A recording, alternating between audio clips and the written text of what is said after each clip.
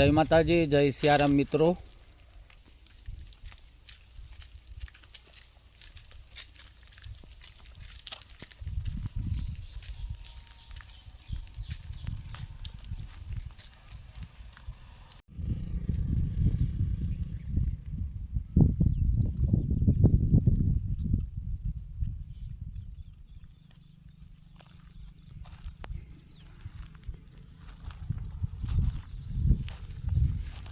મિત્રો આજે વાત કરવી છે મારે ગાય, ગૌચર અને ગોવાળની। ખરેખર મારી વાત સારી લાગે તો મારો વિડીયો શેર કરજો, લાઈક કરજો। હું આજે તમને ખરેખર એ ખૂબ સારી વાત કરવા જઈ રહ્યો છું। તો મિત્રો આ જે ગાયો છે એ રેઢિયાર છે, જોઈ લો તમે। મારા ગામની અંદર ગૌચર જમીન તો ઘણી છે, પણ ગુજરાતના 18,000 ગામડાઓમાં અત્યારે જ્યાં જોઈએ ત્યાં ગૌચરનું દબાણ થઈ રહ્યું છે। આ દબાણ અમુક મોટી મોટી કંપનીઓએ કર્યું છે, અમુક ગૌચરમાં ફોરેસ્ટ પણ બનાવવામાં આવી રહ્યા છે, જેથી કરીને જે પશુપાલકો છે એની પોતાની ગાયો છે, માલઢોર છે, નાના ઘેટા બકરા છે, એની રોજી રોટી ઉપર અત્યારે સંકટ આવી રહ્યું છે। ત્યારે હું તમને આ ગુજરાતની વાસ્તવિકતા બતાવવા માંગુ છું કે આજે ગુજરાતના દરેક ગામડામાં સાહેબ 200 250 ગાયો એક ગામની અંદર અત્યારે છે, રેઢિયાર ગાયો।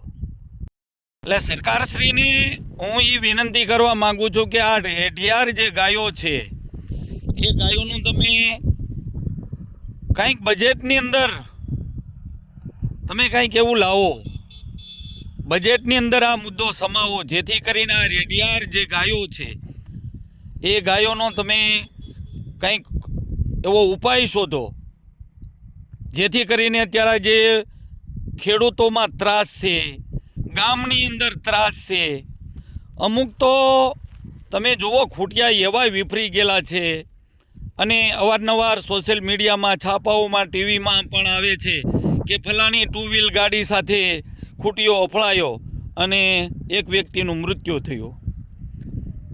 મેં હમણાં એક મારી સાથે એક ભાઈ નોકરી કરે છે, એ હમણાં કેરળ બાજુ અને એ બાજુ દક્ષિણ ભારત, ઉત્તર ભારતમાં ફરવા ગયા હતા। તો એની સાથે અમારે આ બાબતે ચર્ચા થઈ, તો એણે કીધું કે સાહેબ ગુજરાત અને મહારાષ્ટ્ર સિવાય ક્યાંય તમને રેઢિયાર પશુ જોવા ન મળે। તો મારી સરકારને વિનંતી છે કે આજે ખેડૂતોના પાક, ઊભા પાકમાં નુકસાની કરે છે રેઢિયાર ગાયો, તો આનું તમે કંઈક વ્યવસ્થા કરો। રહી વાત ગોવાળની, તો ગોવાળની મેં તમને વાત અગાઉ કરી એની જેમ ગોવાળો એટલે કે પશુપાલકો જે રાખે છે એને આપણે ગોવાળો કહીએ છીએ। તો આ ગોવાળોનું જીવન અત્યારે અસ્તવ્યસ્ત થઈ ગયું છે સાહેબ, ગૌચર ક્યાંય રહ્યા નથી। તો જે નાના નાના પશુઓ રાખતા, થોડા પશુઓ રાખતા, એને ક્યાં લઈને ઊભા રાખે? કારણ કે જ્યાં જુઓ ત્યાં અત્યારે ગૌચર વળાઈ ગયા છે, દબાણ થઈ ગયું છે। તો અત્યારે એની આજીવિકાનો પણ એક પ્રશ્ન ઊભો થયો છે, કારણ કે જ્યાં જુઓ ત્યાં દબાણના હિસાબે ક્યાંય માલ તો ઊભો રહે એમ નથી, અને માલ ઊભો ન રહે એટલે માલ કઈ રીતે રાખવા? એટલે અત્યારે આ જે પશુપાલકો છે એ અત્યારે બેરોજગાર બન્યા છે, કારણ કે એ પશુ રાખી શકે પણ એને ચારી શકે એટલી જમીન ક્યાંય રહી નથી।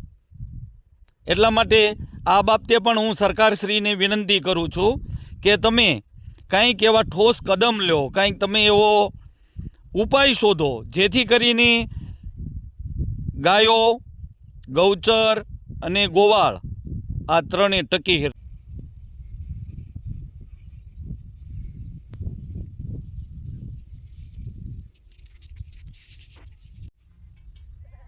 જો મિત્રો, આ ઘેટા બકરા અને એના ગોવાળ પાછળ છે. મારી સરકારશ્રીને એ વિનંતી છે કે જે આ ગોવાળો છે, માલધારી છે, સાહેબ એ પોતાના આ માલઢોર ક્યાં ઊભા રાખશે? એ પોતાની આજીવિકા બીજે ક્યાં કમાશે? પોતાના ઘરનું, કુટુંબનું ભરણ પોષણ કઈ રીતે કરશે? જો તમે ગૌચર નહીં બચાવો તો આ લોકો ક્યાં જશે? એટલા માટે હું સરકારશ્રીને વિનંતી કરું છું કે આ ગૌચર બચાવવા માટે અને આ જે રેઢિયાર ગાયો છે એનો તમે ગમે તે સોલ્યુશન લાવો, જેથી કરીને આ પશુપાલકો છે એ એના બાળકોને, એના કુટુંબના ભરણ પોષણ માટે, આજીવિકા માટે આ નાના પશુઓ છે, ગાયો છે, ભેંસો છે એ રાખી શકે. જય જય ગરવી ગુજરાત, જય ગૌ માતા, જય માલધારી સમાજ.